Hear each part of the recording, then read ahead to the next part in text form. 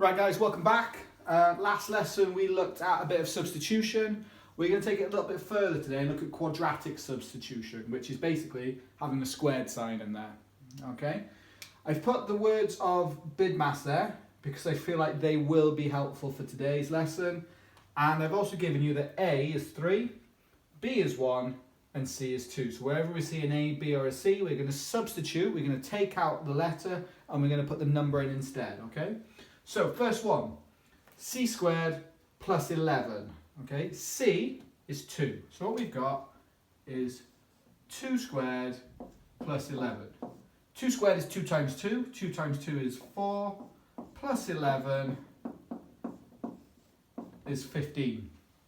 Okay, fairly simple start. Let's have a look at this one. B squared minus 10. B is 1.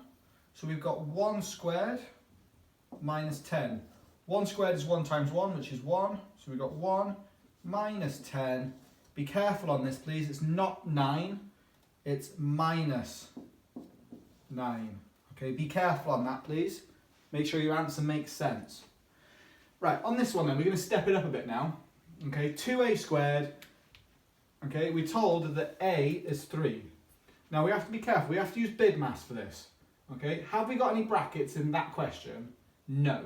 Have we got any indices? Yes, we do. So we do our indices first. The indices are the powers. That's a power. So what we've got is 2 times by 3 squared. Okay, I've put that in brackets because we're going to do that bit first. Okay, think about it. If we forget that for a second, we haven't got any brackets. We do have indices, so we need to do the powers first, and then we times by 2. Don't times by 2 and then square the answer, because that's wrong. Okay, when you get a question like this, do the power first, and then times it, or do whatever you need to do after that. So 3 squared is 9. So we've got 2 times by 9, which is 18. Okay, right, last question I'm going to give you. Okay, 3b squared minus 2. Now b is 1. So we've got 3 times 1 squared minus 2. Okay, we've got a power here, which is also known as an index notation, sorry. Okay, so we need to do that first. 1 squared is 1. So we've got 3 times by 1 minus 2. Now we definitely need to use BIDMAS, okay? So we haven't got any brackets on this part.